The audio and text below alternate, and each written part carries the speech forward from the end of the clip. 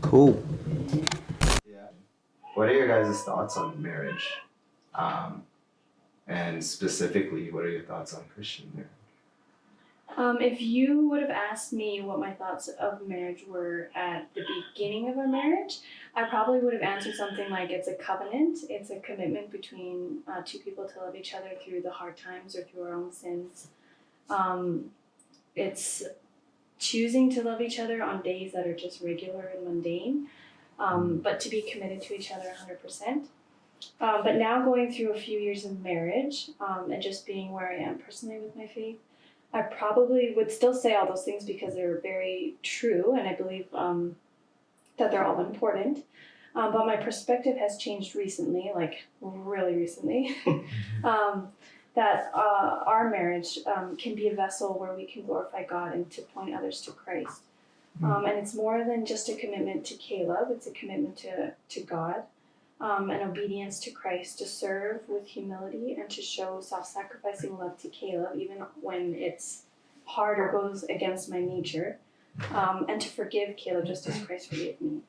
So I think that's what I would say a marriage is. Most importantly, it's to glorify God.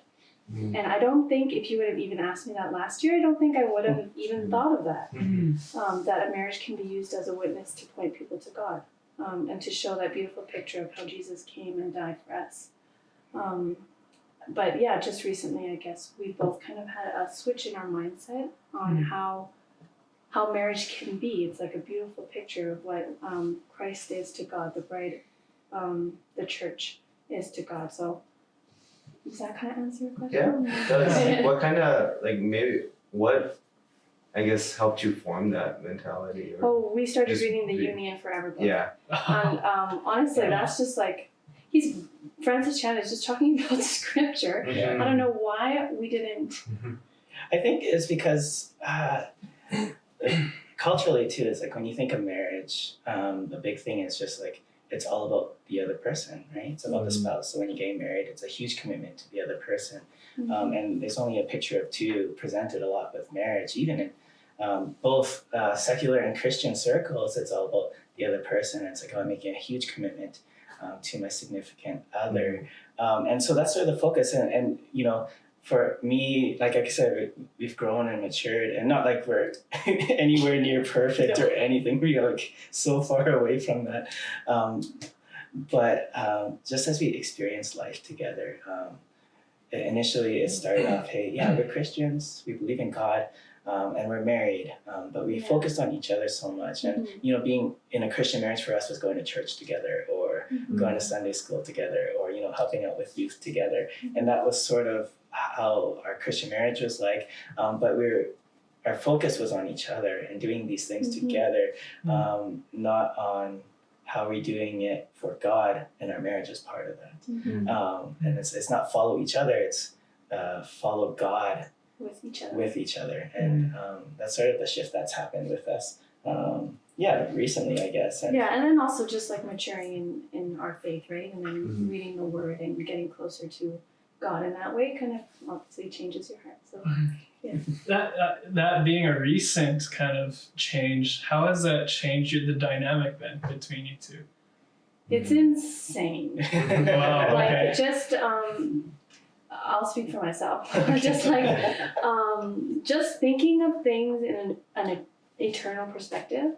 If we fight, or if we have an argument, or even if just like everyday serving, just having my mindset focused on I'm serving God, I'm glorifying God through this. So even if we have like just like something so silly that probably would have bothered me before, like sometimes it still bothers me, like Caleb's taking a nap during the day. Before I would like be really upset about that, and that makes me sound really bad, but now it's just kind of like I take a lot of naps. Now it's just kind of like, okay, let's shift your perspective. Does this really matter? How can my attitude towards Caleb be glorifying to Christ? That's cool. And it's not easy. That's awesome. Yeah, it's definitely has been a good shift. Like I said, like Steph was saying, like whenever we fight or anything, a big part is for me, the big shift is the lack of selfishness. Like, but I guess the other word would be humility.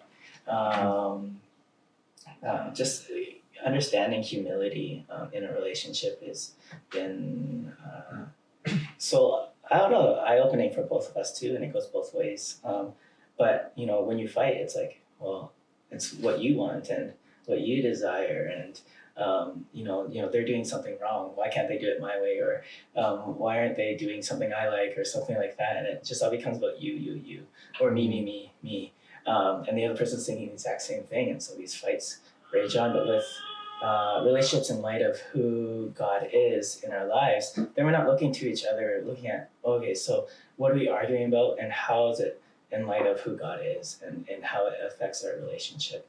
Then we are able to communicate. That was a big thing I noticed, was just our communication. You know, everyone says, oh, communication is so important in marriage, and it is, and it's such a key thing.